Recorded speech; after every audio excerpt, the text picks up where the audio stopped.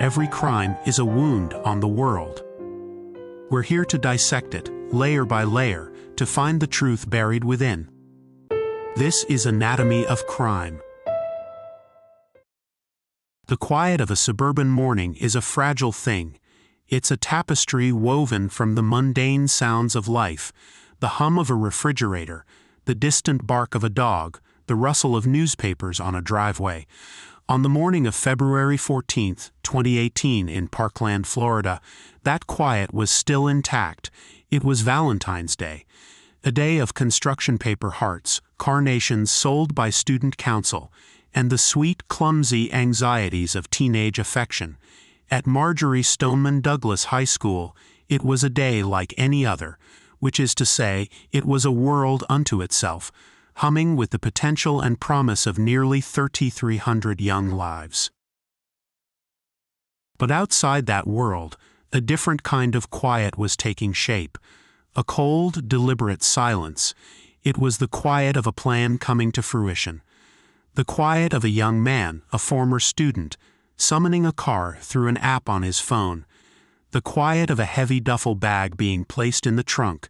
It was a silence not of peace, but of profound and terrible purpose. Within an hour, the mundane sounds of a school day would be replaced by echoes of gunfire. The quiet tapestry of a community would be shredded beyond recognition, and a question would rise from the ashes of the tragedy, a question that would haunt courtrooms and families for years to come. The question was not who did this or how. Those answers would be terrifyingly clear. The question was why. Today, we are not just examining a crime. We are dissecting a trial that was not about guilt or innocence, but about the nature of evil itself. It was a legal and philosophical battle to define the origin of a massacre. Was the killer a cold, calculating predator who chose his path, or was he a damaged, broken vessel, the inevitable product of a poisoned genesis? Today, on Anatomy of Crime, we explore the anatomy of a sentence and the fight to write the final chapter in the story of Nikolas Cruz. The Uber, a silver Nissan Sentra, pulled away from the curb at 1:49 p.m. The driver, Laura Zucchini, would later recall the passenger, Nikolas Cruz, as being oddly bundled up for a warm Florida day, carrying a large, black rifle case. He told her he was heading to music class. The ride was short, unremarkable. At 2:19 p.m., Cruz was dropped off just outside the gates of Marjorie Stoneman Douglas High School, the same school that had expelled him a year prior. He walked with a chilling purpose, a ghost from the school's past returning as its final, horrifying judgment. He entered the east gate of the freshman building, the 1200 building, a three-story structure that in minutes would become a tomb. He was seen by a student, Chris McKenna, who recognized him. McKenna recalled a chillingly casual exchange. Cruz told him, "You'd better get out of here. Things are going to start getting messy." McKenna ran to find a campus monitor, Aaron FEI's, but it was too late. At 2:21 p.m., Nikolas Cruz stood in the first-floor hallway, pulled a Smith & Wesson M&P15 semi-automatic rifle from his bag, and began his assault. The first shots echoed through the halls, a sound so alien to a school environment that many initially mistook it for firecrackers or a drill. In room 1215, a Holocaust history class, the students were presenting projects. The gunfire shattered the glass panel of the door. Gina Montalto, a 14-year-old freshman, was killed instantly at her desk. Her classmate, Martin Duque Anguiano, also 14, was struck and killed as he huddled for cover.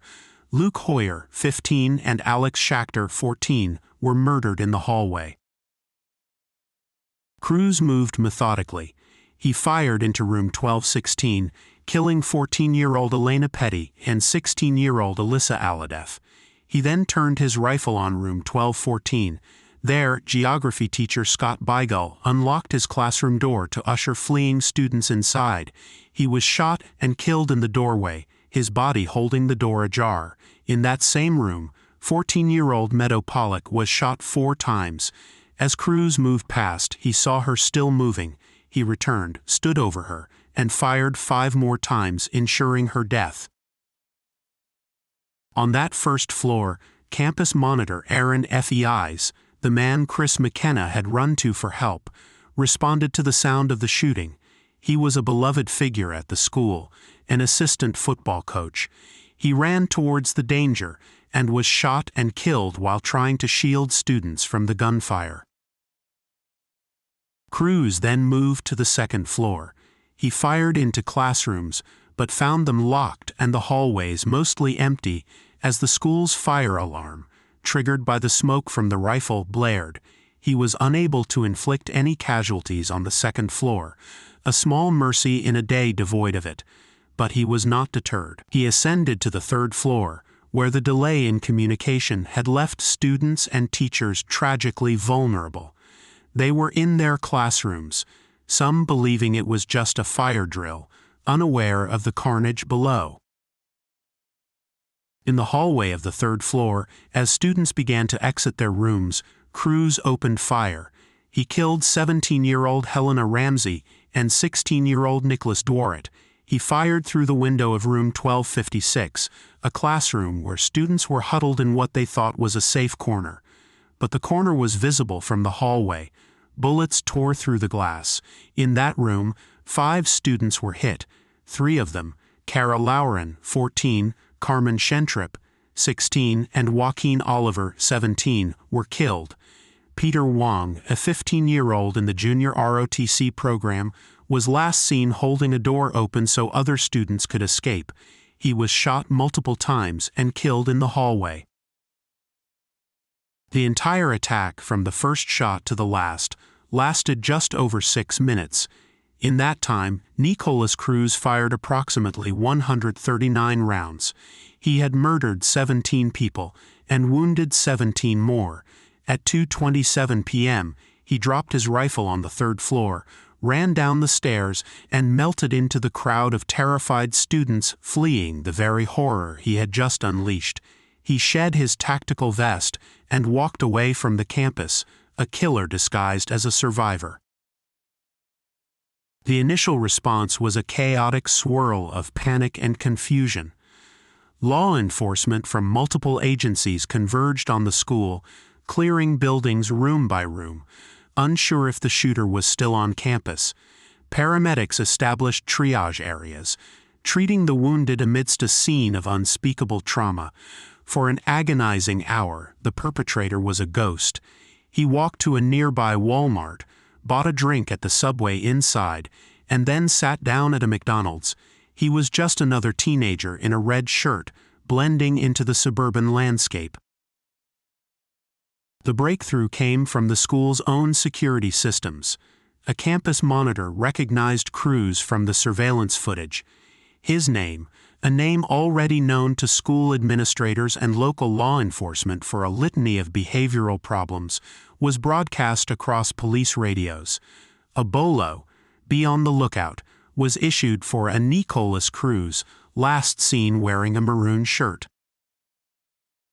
At 3:41 p.m., just over an hour after he had abandoned his rifle, an officer from the Coconut Creek Police Department, Michael Leonard, spotted a young man matching the description walking down a residential street in nearby Coral Springs.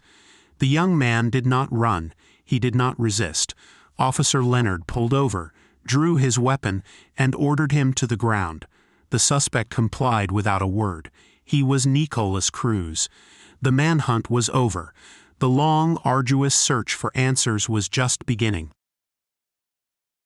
Who was this young man who could so calmly extinguish 17 lives and then go for a soda?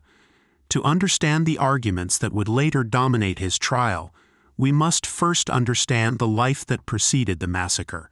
Nikolas Cruz was born on September 24, 1998, to a woman named Brenda Woodard. His life began in chaos.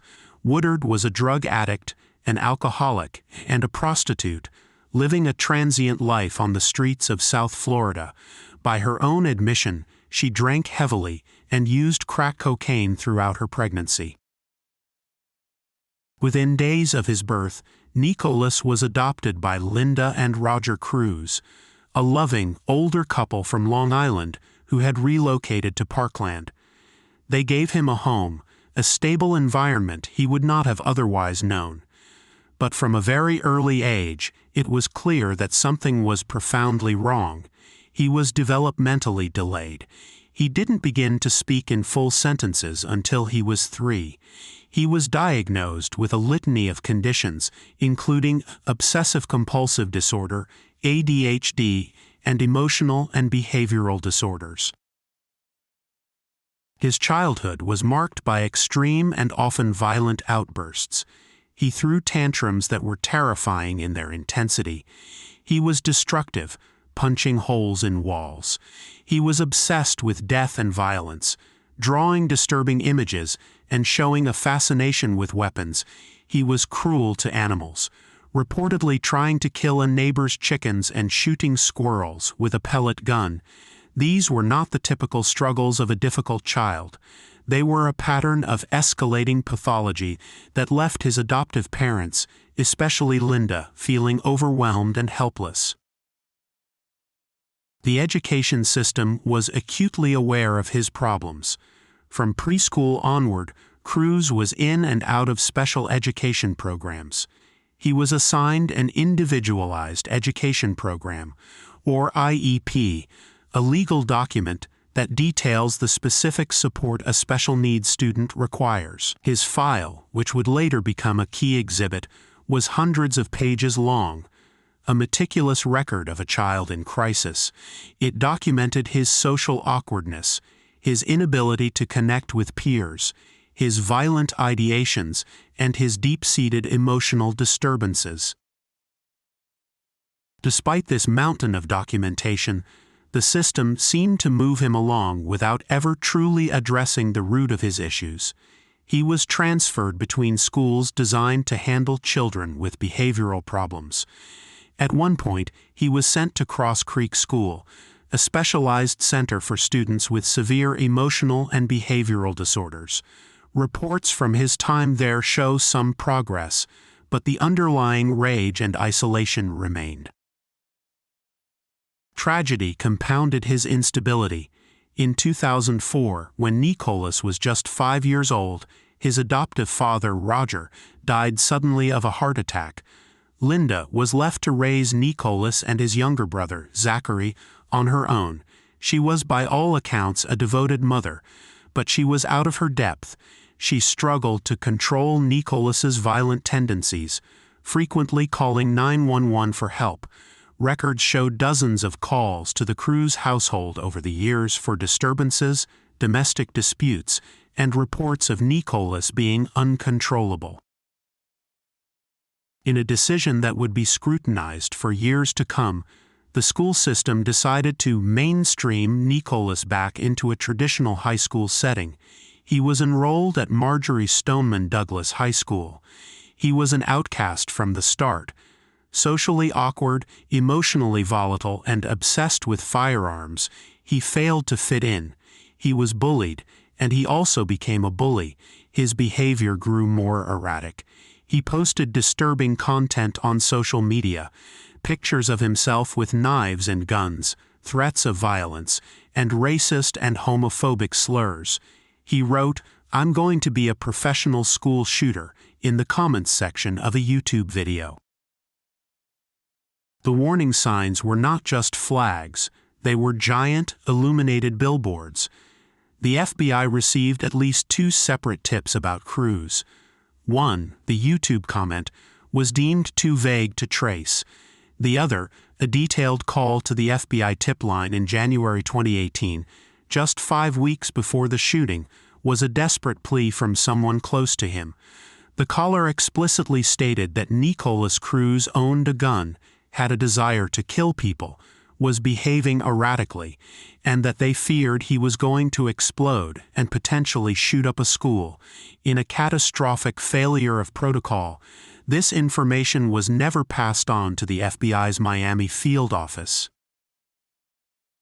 The final pillars of his already fragile world collapsed in late 2017. On November 1st, his mother, Linda Cruz, died of pneumonia. Nikolas, then 19, was orphaned. He was unmoored, bouncing between the homes of family friends and eventually the home of James and Kimberly Sneed, the parents of a school acquaintance. The Sneeds saw a lonely, immature young man. They knew he was depressed and had an obsession with guns. They allowed him to bring his AR-15 into their home on the condition that he keep it in a locked gun safe. They were trying to help, but they were unaware of the depths of the darkness they had invited into their lives.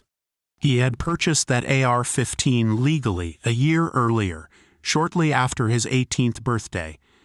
The system that had documented his every dysfunction for nearly 2 decades had placed no barrier between this deeply disturbed young man and a weapon of war. Following his arrest, Nikolas Cruz was brought to the Broward County Sheriff's Office for interrogation. The interview, conducted primarily by Detective John Curcio, provides a chilling window into his state of mind just hours after the massacre. The videotaped confession is a disturbing performance of remorse, confusion, and blame-shifting. Cruz immediately confessed to the shooting. There was no denial, no attempt to lie about his involvement. He told Detective Curcio about a voice, a demon in his head that he had been hearing for years. He claimed this voice, which he described as his evil side, told him to burn, kill, and destroy. He said the voice had commanded him to go to the school and hurt people. This demon voice narrative would become a central point of contention. Was it a genuine psychotic delusion, a sign of severe mental illness like schizophrenia, or was it a self-serving, manipulative lie, a desperate attempt to feign insanity and evade responsibility? Throughout the hours-long interrogation, Cruz seemed to swing between moments of childlike vulnerability and cold, detached recitation of facts. He spoke of his loneliness, his depression, his anger at being rejected by a former girlfriend. He detailed his preparations for the attack with an unnerving calmness, explaining how he loaded the magazines for his rifle and what he wore. When the detective left the room at one point, Cruz was left alone. He began to mutter to himself, "I want to die. At the end, you are nothing but worthless, dude.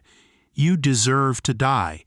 It was a portrait of self-loathing, but prosecutors would argue it was also a portrait of a man acutely aware of the magnitude of his crimes.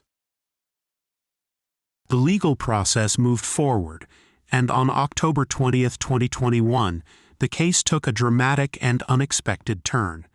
In a Broward County courtroom, Nikolas Cruz pleaded guilty to all 34 counts against him, 17 counts of premeditated murder and 17 counts of attempted murder. This was a strategic move by his defense team. By pleading guilty, they removed the question of his guilt from the equation entirely. There would be no trial to determine if he did it. The legal battle would be focused exclusively on the penalty phase, the stark choice between life in prison without the possibility of parole and death. The sentencing trial began on July 18, 2022. It was a monumental undertaking, a legal spectacle that would last for months and feature hundreds of witnesses and thousands of pieces of evidence. The central question before the jury of 7 men and 5 women was not about guilt, but about weight.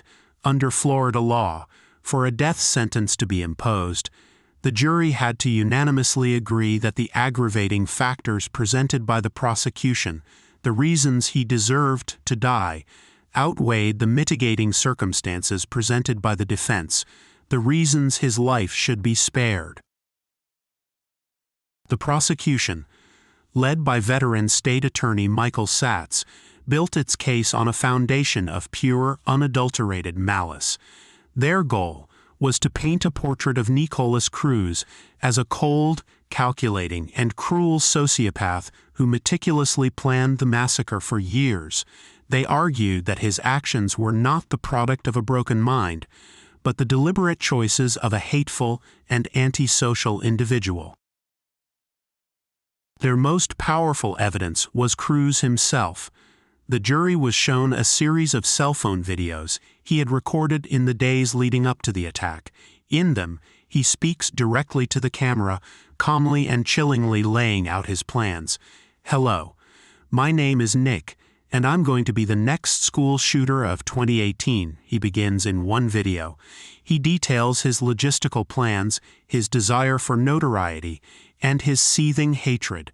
"My goal is at least 20 people with an AR-15 and a couple of tracer rounds," he says, a smirk on his face.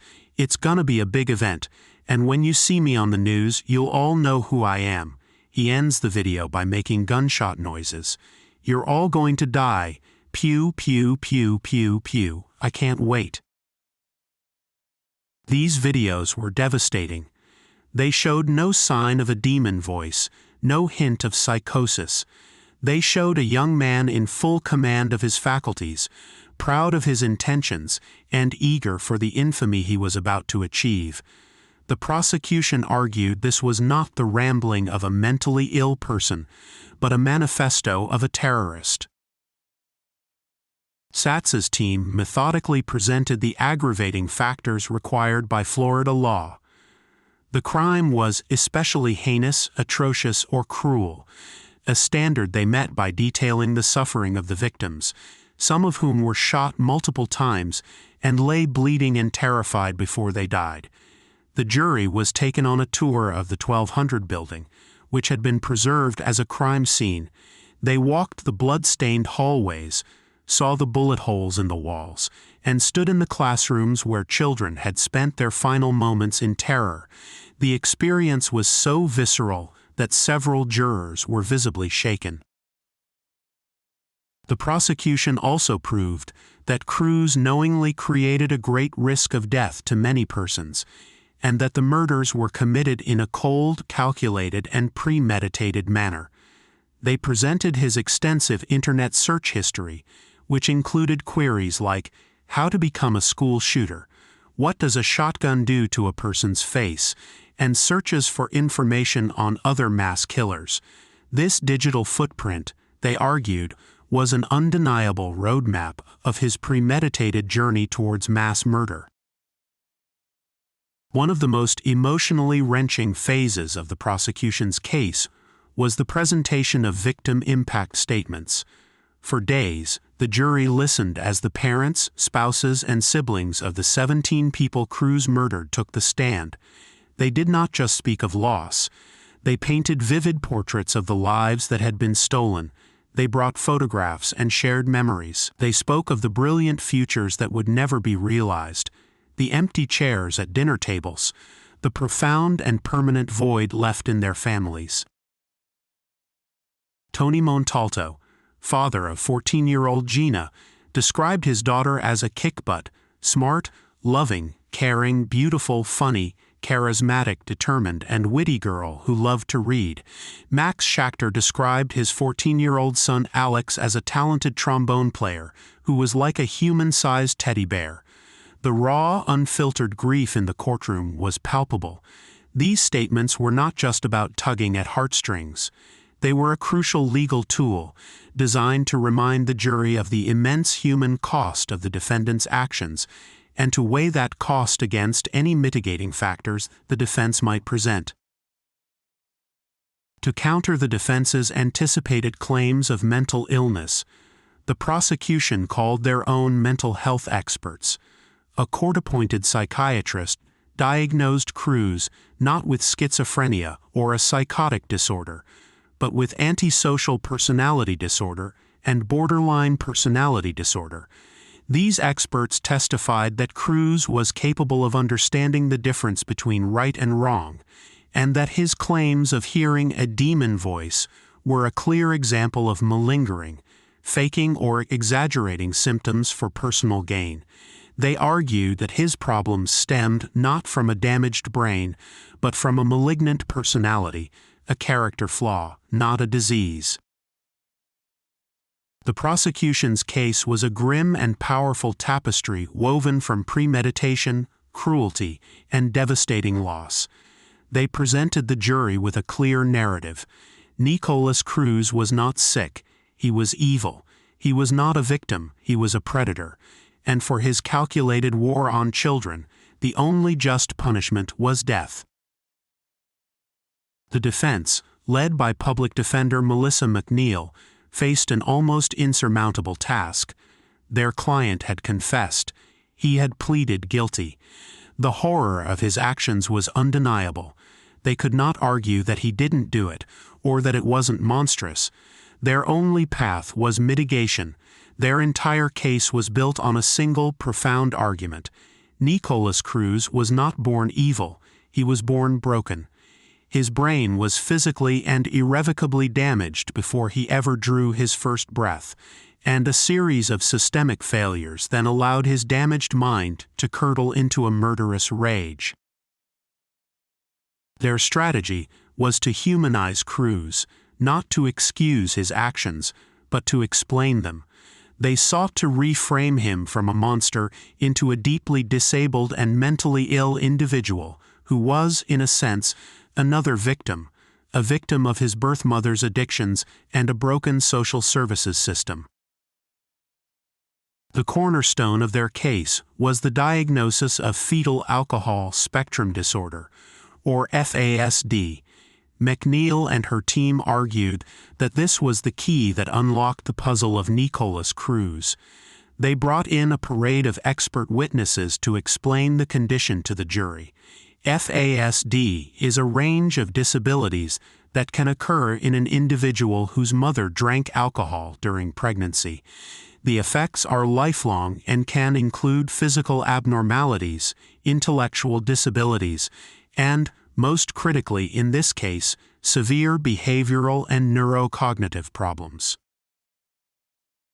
Experts testified that alcohol acts as a teratogen, an agent that can cause birth defects, and that it is particularly damaging to the developing brain.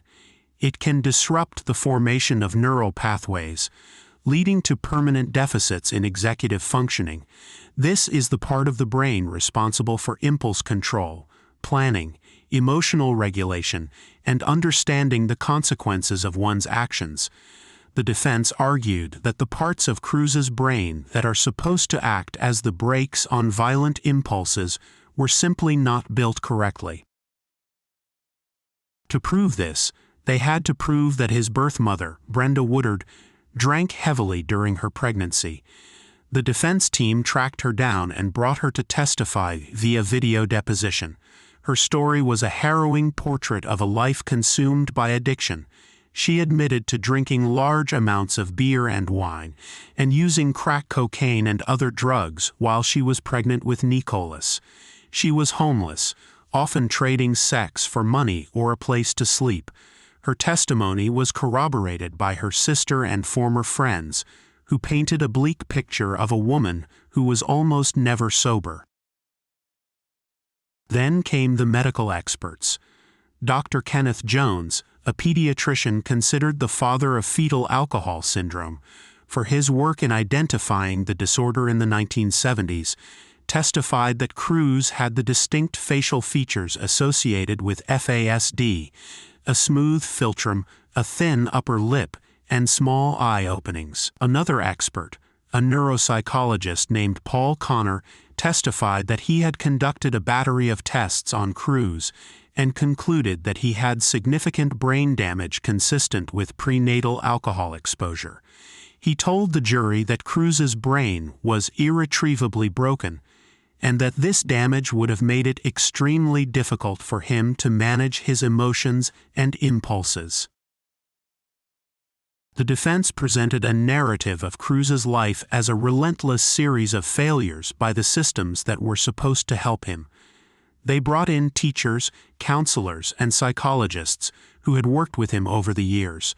They used the school district's own voluminous records against it, showing that from the age of 3, everyone knew he was deeply disturbed. They argued that despite this knowledge, he was never given the proper residential treatment he desperately needed. Instead, he was passed from program to program, his problems managed rather than solved, until he was ultimately mainstreamed at Stoneman Douglas, a decision the defense characterized as a catastrophic error in judgment. They argued that the Broward Sheriff's Office and the FBI also shared the blame, pointing to the numerous calls for service to his home and the credible tips that were ignored. The defense's closing argument, delivered by Melissa McNeil, was a powerful plea for mercy rooted in this concept of a broken life. She did not ask the jury to forgive him. She asked them to understand him.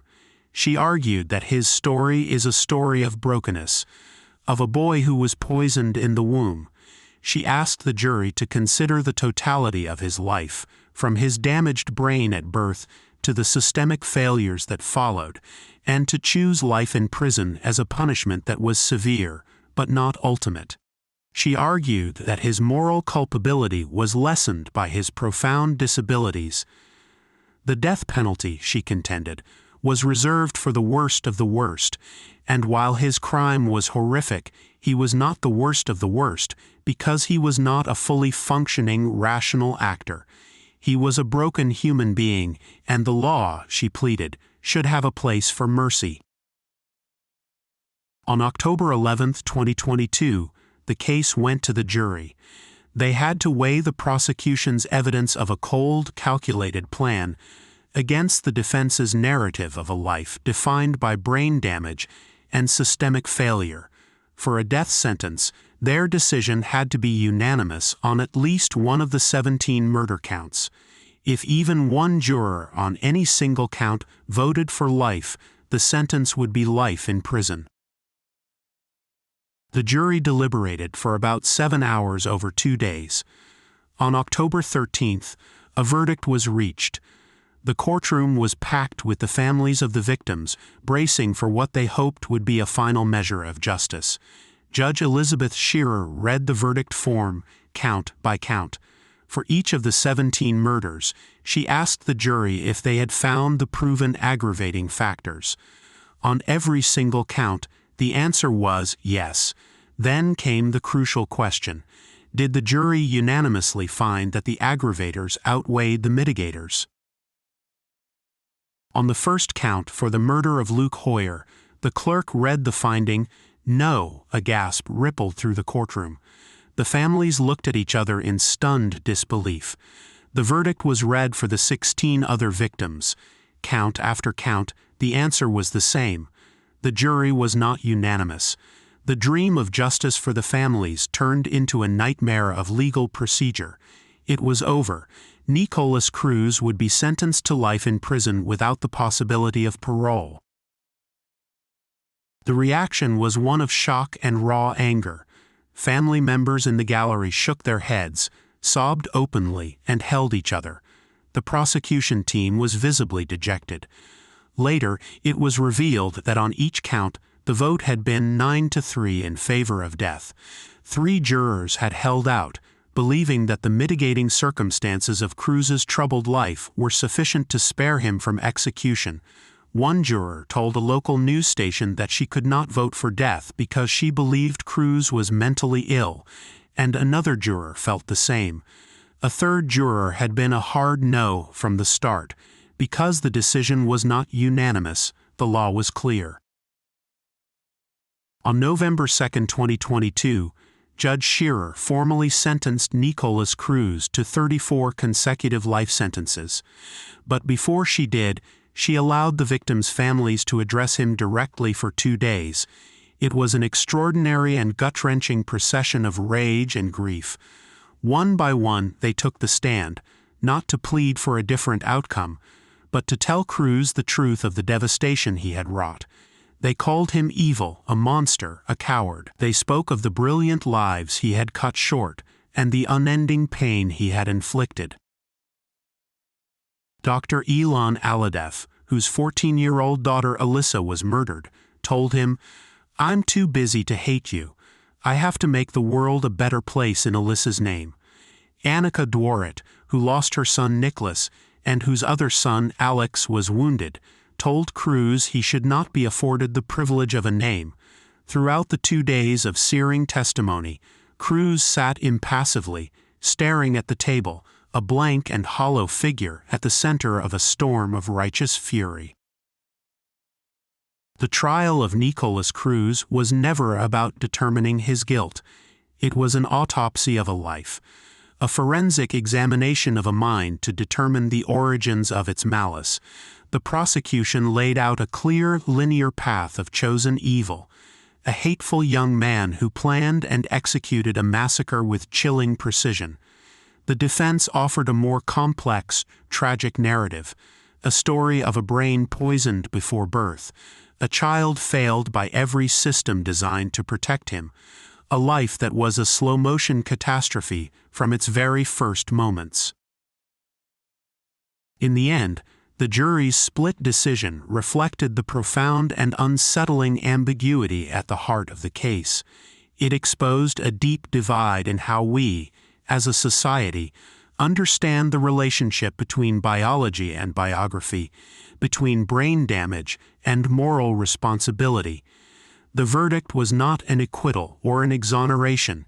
It was a legal conclusion born from a lack of consensus. For the families of the 17 victims, it felt like a profound injustice, a failure of the system to deliver the only punishment that seemed to fit the monumental scale of their loss. The case leaves us with a question that the law itself could not definitively answer. When we look at Nikolas Cruz, do we see the face of a monster who made a choice, or the tragic outcome of a broken biology? Perhaps the most terrifying truth is that he is both. The verdict did not solve the mystery of his why, it merely codified our inability to agree on one. The life sentence ensures he will die in prison, but it leaves the anatomy of his malice forever suspended between a calculated evil and a damaged mind. This has been Anatomy of Crime, where the truth is never simple, but always worth seeking.